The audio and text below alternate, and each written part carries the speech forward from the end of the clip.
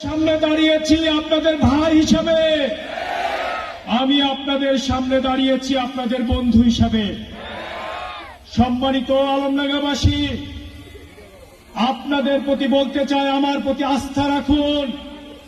আমি আপনাদেরকে কথা দিচ্ছি, আমৃত্যু আমি যে অবস্থায় যেখানেই থাকি না কেন, আমার পরিচয় আপনাদের সন্তান কিংবা ভাই হবে ইনশাআল্লাহ। সম্মানিত আলমডাঙ্গাবাসী, আমি এই আলমডাঙ্গাতেই বড় হয়েছি, এখানে আমার লেখাপড়া হয়েছে, আপনাদের সামনে আমি বড় হয়েছি।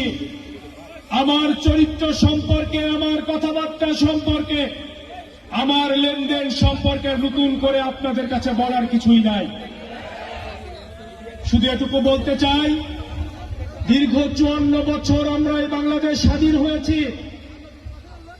আমাদের এই আলমডাঙ্গা বৃহৎ একটি উপজেলা, এই চুয়াডাঙ্গা স্বাধীনতা যুদ্ধের সাথে সম্পৃক্ত একটি জেলা, অথচ সর্বক্ষেত্রে আমরা এই জেলার মানুষ উন্নতি, শিক্ষা, সংস্কৃতি, ক্রীড়া সকল ক্ষেত্রে আমরা সবার থেকে পিছিয়ে রাখা হয়েছে আমাদেরকে।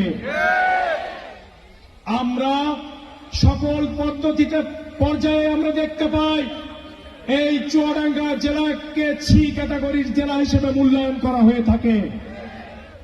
আমি আপনাদের সন্তান হিসেবে বলছি, আল্লাহ যদি আমাদেরকে কবুল করে, আল্লাহ যদি আমাদেরকে সংসদে যাওয়ার তৌফিক দান করে, এই চুয়াডাঙ্গা জেলার সকল মানুষকে সাথে নিয়ে এই জেলাকে সি ক্যাটাগরির জেলা থেকে এ ক্যাটাগরির জেলাতে উন্নতি করা হবে ইনশাআল্লাহ।